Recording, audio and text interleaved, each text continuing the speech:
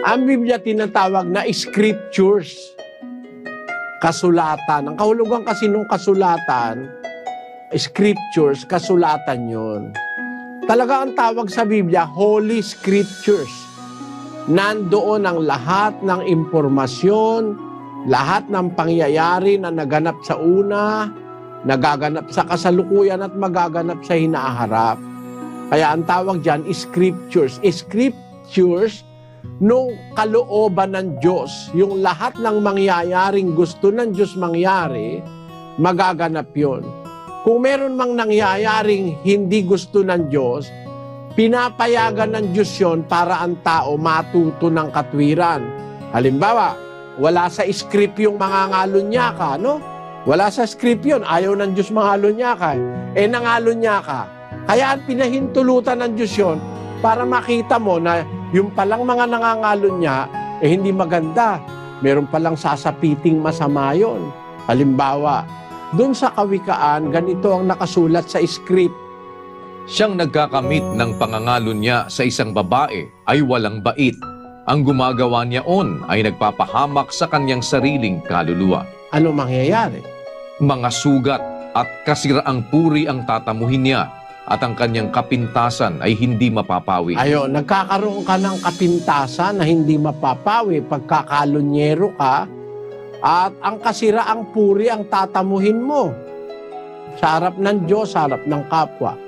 Kaya ngayon, wala sa script yun. Dapat huwag kang mangalo niya, nangalo niya ka. Mararanasan mo ngayon yung konsekwensya nung ginawa mo. Ipapahamak mo ang iyong sariling kaluluwa. Ano pa ang mangyayari? Wala nang matitira sa'yo. Maubos ang kabuhayan mo. Basahin natin dyan din sa Kawikaan.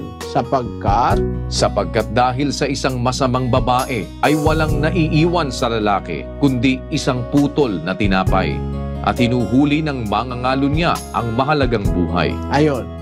Dahil sa pangangalon niya mo, ang iyong mahalagang buhay ay nahuhuli sa silo. Yang babae kasi isang silo yan eh.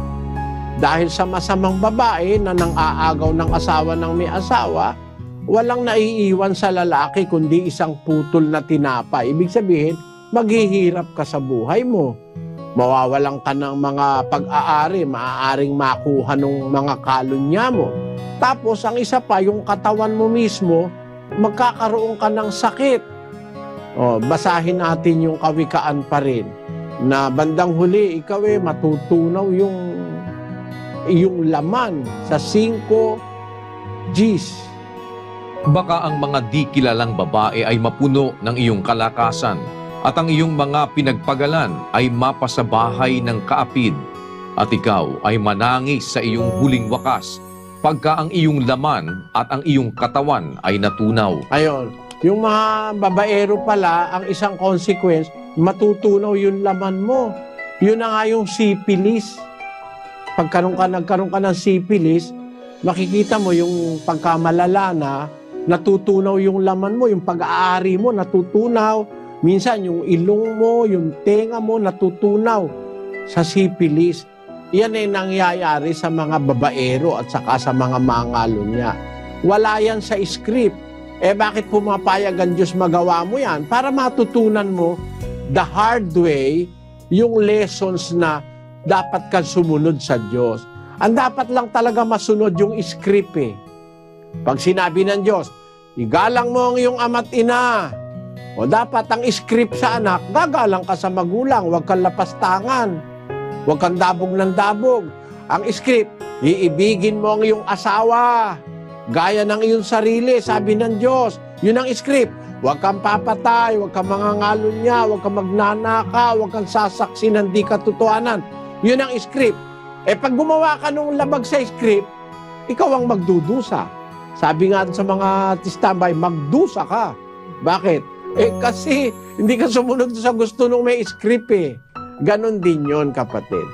Ang kasulatan is scriptures of the things that we have to do in this life. Pag hindi ka sumunod, magdudusa ka sa konsekwensya ng hindi mo pagsunod.